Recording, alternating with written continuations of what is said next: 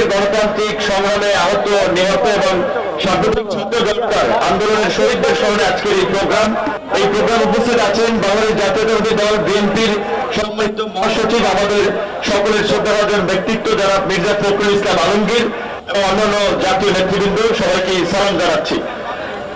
সাম্প্রতিক ছাত্র জনতার আন্দোলনের নিহত শহীদ সহ গত 1.5 দশকে আমরা আমাদের অনেক ভাই বন্ধু স্বজনদেরকে আমরা হারিয়েছি।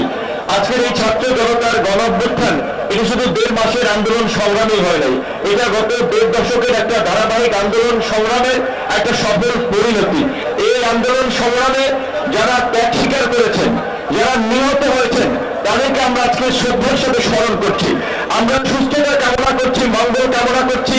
যারা আজকে আহত হয়ে পঙ্গু হয়ে এখনো শারীরিক কষ্টের সাথে দিন যাপন করছেন, এই সরকারের প্রতি আজকের এই দিনে আমাদের প্রত্যাশা থাকবে যে গণতান্ত্রিক আকাঙ্ক্ষার জায়গা থেকে এই মানুষগুলো জীবন দিয়েছে, প্রাণ দিয়েছে, একটা অবাধ সুষ্ঠু নিরপেক্ষ নির্বাচনের মাধ্যমে জনপ্রতিনিধিদের কাছে ক্ষমতা হস্তান্তর করে জনগণের গণতান্ত্রিক বাংলাদেশ বিনির্মাণে তারা কাজ করে যাবে।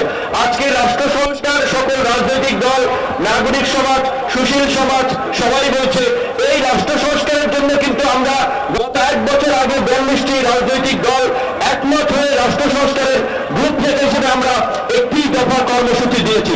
31 দফার পাশাপাশি আরো যদি সময়ের প্রয়োজনে যদি নতুন কোন দাবি কিংবা দফা ইনক্লুড করার প্রয়োজন হয়, সেটার আলোকে আগামীর বাংলাদেশ সংস্কার করে আমরা জন আকাঙ্ক্ষার বাংলাদেশ বিনির্মাণ করব।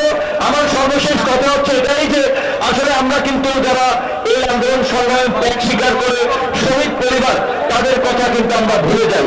আজকে এই শহীদদের কথা যদি আমরা ভুলে যাই, আবার কিন্তু আমরা একটা ইতিহাসে আমরা কাঠ গড়ায় দাঁড়াবো, আমরা একটা সংকটে পড়বো।